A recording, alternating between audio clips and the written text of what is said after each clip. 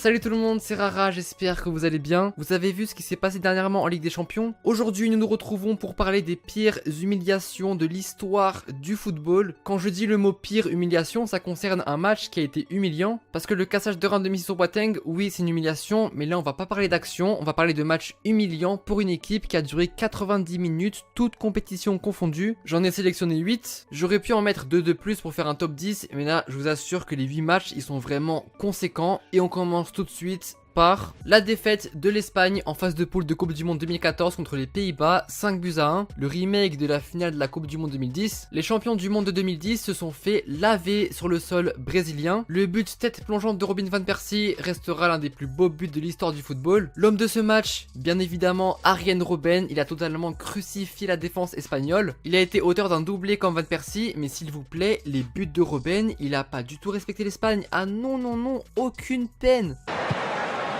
Monsieur Robben, Robben le contrôle, le crochet, allez la balle, oui, bien joué Robben. Ballon, allez le départ, il est parti, ça va vite Robben, ça va très vite, Robben toujours, le coup d'arrêt, Robben, Numéro 7, la manita que le Real Madrid a subi contre le Barça de Guardiola en 2010, 5-0. C'était d'ailleurs le premier classico que disputait José Mourinho et c'est comme ça qu'on l'accueille avec 5 buts. À la plus grande surprise, Messi n'avait même pas marqué. C'était un traumatisme pour les Madrilènes car c'est un match qui a fait naître un terme, la manita, qui désigne le fait d'infliger 5-0 à son adversaire. Xavi avait réalisé un match sensationnel. Enfin bref, ce match restera inoubliable dans l'histoire des classicos. En 6ème position, nous avons la terrible défaite de Man U durant le derby de Manchester contre City, défaite 6-1 à Old Trafford, soit la plus grosse défaite des Red Devils à domicile depuis 1955. Ce qui était surtout insolent, c'était la célébration de Balotelli pour le 1-0, où il avait un t-shirt sous son maillot disant pourquoi toujours moi. Le score aurait pu rester à 3-1 pour City, mais à partir de la 90e, United a complètement décroché. Résultat, ils se sont pris 3 buts dans le temps additionnel, doublé de Dzeko et un but de David Silva. Et le pire, c'est que c'était pendant la saison 2011-2012 qui a été remportée par City, suite à la différence de buts entre les deux clubs de Manchester. Un match donc qui a joué un grand rôle pour gagner le championnat. Numéro 5, là on commence vers un petit peu du sérieux. Manchester United, Arsenal, 8-2 en faveur des Red Devils, c'était en 2011. Certes, Manchester United était favori pour ce match, parce qu'à cette époque-là c'était une des meilleures équipes du monde, elle était sous Alex Ferguson. En plus de ça, pour ce match, Arsène Wenger avait beaucoup de blessés dans son effectif, et il a dû aligner une défense avec Carl Jenkinson, Djourou, Koscielny et Armand Traoré. Donc les Gunners ont dû affronter cette équipe de Manchester. Résultat, Manchester s'est totalement baladé. On dirait ils ont même pas joué à fond, frère. On dirait ils jouaient contre des maternelles, ils marchaient sur le terrain, on dirait. Je vous laisse avec les buts, juste apprécier. Enfin, sauf c'était pour Arsenal, hein, mais sinon pour les autres, je vous laisse admirer. Welbeck trying to get onto that. Welbeck has. Welbeck scores. Header straight to Young. Ashley Young to fire. Will be all about Wayne Rooney. Rooney. One is Wayne Rooney with many more to come. Rooney! Rooney. Nani. He's onside. It's 5. They're running away again. Panovs. Here's Park. It is 6. It's a hat-trick for Rooney. Young. Gone for it. Of course he was going to score it.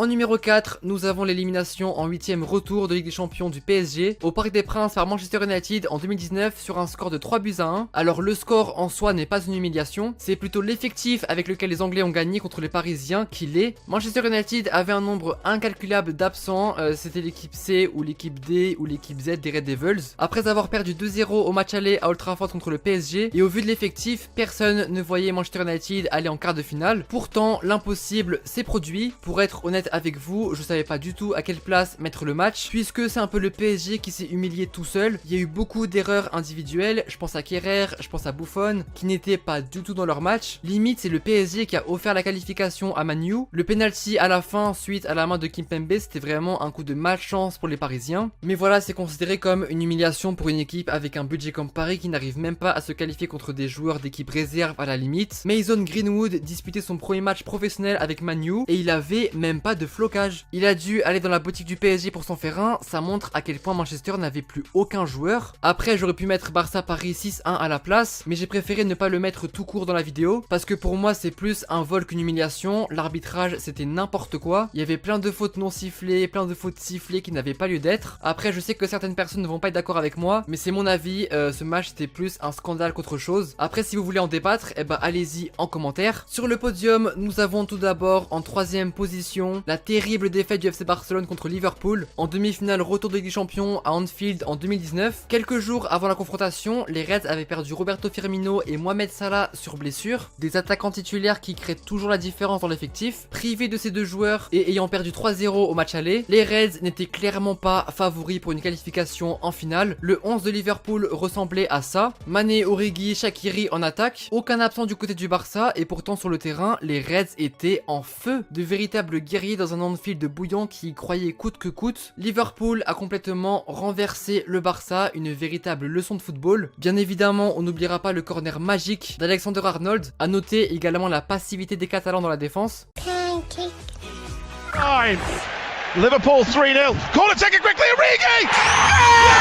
Ah bah le Barça n'était clairement pas au niveau, alors qu'après le match aller, on les pensait tous en finale. Vous voyez, le football nous réserve de bonnes surprises. Rien n'est fait tant que l'arbitre n'a pas sifflé la fin du match. En numéro 2, la défaite du Barça contre le Bayern 8-2 en quart de finale de cette Ligue des Champions. Ah bah c'est clairement le match qui m'a poussé et donné envie de faire cette vidéo. Le Bayern était légèrement favori, mais quand même 8-2, 8-2. Comment une équipe comme le FC Barcelone peut se manger 8 buts dans un match? Je comprends pas. Après certes, le Barça n'est plus vraiment le même ces dernières années avec les problèmes de direction et j'en passe, mais ça ne justifie pas cette défaite. Ils ont encaissé 8 buts dans un match pour la première fois depuis 1946 pour vous faire rendre compte à quel point c'est inimaginable. Même nous devant notre télé, on était choqués, on avait du mal à y croire. Enfin moi personnellement, je voyais le Bayern vainqueur parce que cette saison en Bundesliga ou en Ligue des Champions, ils écrasaient tout le monde. J'avais prédit victoire du Bayern 3-2, mais pas 8-2. Je suis désolé. C'est la plus lourde défaite de l'histoire du Barça en Ligue des Champions. Le pire c'est que Coutinho, il appartient toujours au Barça.